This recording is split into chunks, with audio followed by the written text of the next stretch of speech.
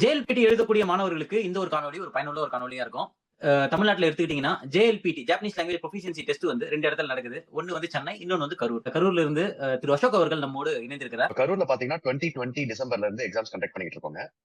ஒரு தடவை கூட கேன்சலேஷன் இல்லாம இன்டரப்ஷன் இல்லாம நடத்திட்டு இருக்க ஒரு எக்ஸாம் நம்ம கரூர்ல நடந்துட்டு இருக்கு. இதை வந்து ஜாப்பனீஸ் லாங்குவேஜ் டீச்சர்ஸ் அசோசியேஷன்ங்கிற ஒரு ஆர்கனைசேஷன் நடத்திட்டு இருக்கு. நான் அதுக்கு பிரசிடென்டா இருக்கேன். திரு குமார் வந்து இதுக்கு வந்து செக்ரட்டரி அண்ட் ட்ரெஷரரா இருக்காரு. நாங்க வந்து ரொம்ப சக்சஸ்ஃபுல்லா நடத்திட்டு இருக்கோம். வருஷம் கிட்டத்தட்ட 2000 ஸ்டூடெண்ட்ஸ் கிட்ட எழுதுறாங்க இந்த எக்ஸாம்ல. நீங்க ஏன் கரூர்ல எக்ஸாமினேஷன் சென்டர் வந்து கொண்டு வந்தீங்க? கரூர் பாத்தீங்கன்னா ப்ரோ, இது வந்து தமிழ்நாடோட சென்டர்ல இருக்குன்னு நீங்க சொல்லலாம்.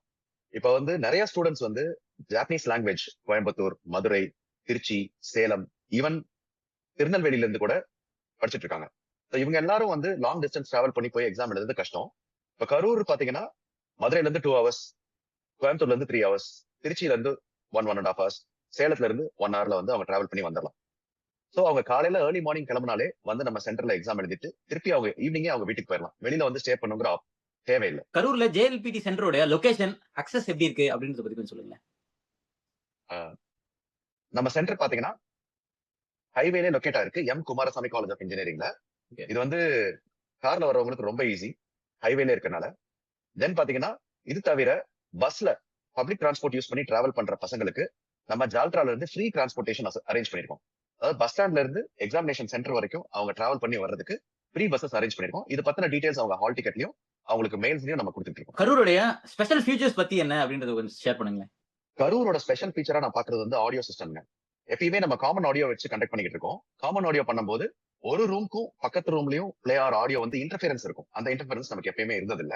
அது தவிர இந்த ஜூலை எக்ஸாமுக்கு பிரத்யேகமா இம்போர்ட்டட் ஸ்பீக்கர்ஸ் நம்ம கொண்டு வந்திருக்கோம். இந்த ஸ்பீக்கர்ஸ் வந்து வாய்ஸோட குவாலிட்டியை மட்டும் இம்ப்ரூவ் பண்ற மாதிரி ஒரு ஸ்பெஷலி டிசைன் ஸ்பீக்கர். இதை நம்ம யூஸ் பண்ணும்போது லிசனிங் எக்ஸாம் பண்றது வந்து ரொம்ப கிளியரா இருக்கும், ரொம்ப எஃபெக்டிவா இருக்கும். பசங்க வந்து நல்லா கிளியரா கேட்கலாம். அலாங் வித் ஆடியோ சிஸ்டம்ஸ் பாத்தீங்கன்னா நம்ம எக்ஸாமினீஸ்க்கு நிறைய கம்ஃபர்ட் கொடுக்குறோம்.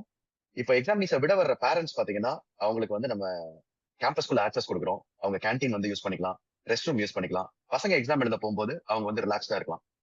இது ஒரு பெரிய அட்வான்டேஜ். இது தவிர எக்ஸாமினீஸ்க்கு என்ன சப்போர்ட் தேவையோ அதை நம்ம ப்ரொவைட் பண்றோம்.